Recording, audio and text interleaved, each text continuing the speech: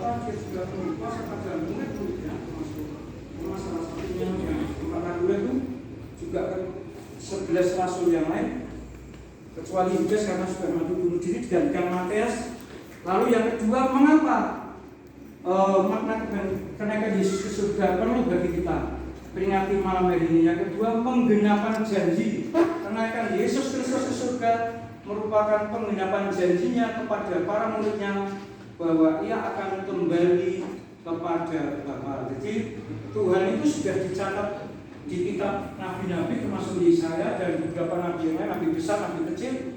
Ada Yesaya, Yeremia, Yeskiel, Daniel itu nabi besar, nabi kecil. Ada Amos, ada Obadiah dan semuanya Maleakhi. Semua nabi bersaksi bahwa Yesus Mesias yang dijanjikan yang akan datang melalui bangsa Israel Yahudi, tetapi dalam keturunan yang berikutnya melalui Bunda Maria, dan akhirnya perawan Maria ini benar-benar bisa mengandung dan melahirkan bayi Yesus dan benar-benar menjadi manusia 100% Allah, 100% hidup di dunia 3,5 tahun. Selesai tugasnya disalib mati, tapi 3 hari lagi menampakkan di batu hari, dan hari ini kita merayakan kenaikannya. Jadi yang pertama, makna kenaikan Yesus ke surga memberi kuasa baik kepada murid-muridnya yang waktu itu maupun murid-muridnya yang akhir zaman ini. Yang kedua, supaya menggenapi janji, yaitu Yesus Kristus sudah merupakan penggenapan janjinya Tuhan Yesus kepada para muridnya bahwa ia akan kembali kepada Bapa. Jadi Tuhan ingin jujur pada murid-muridnya. Ketika dia 3,5 tahun bersama muridnya itu berkumpul, belajar bersama, sehari hidup bersama, Tuhan Yesus ngomong, aku kok pokoknya aku balik ngomong Bapakku di surga. Dan janjinya itu digenapi. Itulah maknanya Yesus naik ke surga, untuk menggenapi janjinya pada muridnya. Yang ketiga, persiapan untuk kedatangan Roh Kudus. Kenapa Yesus harus naik ke surga? Kalau Yesus tidak naik ke surga, maka Roh Kudus tidak akan turun.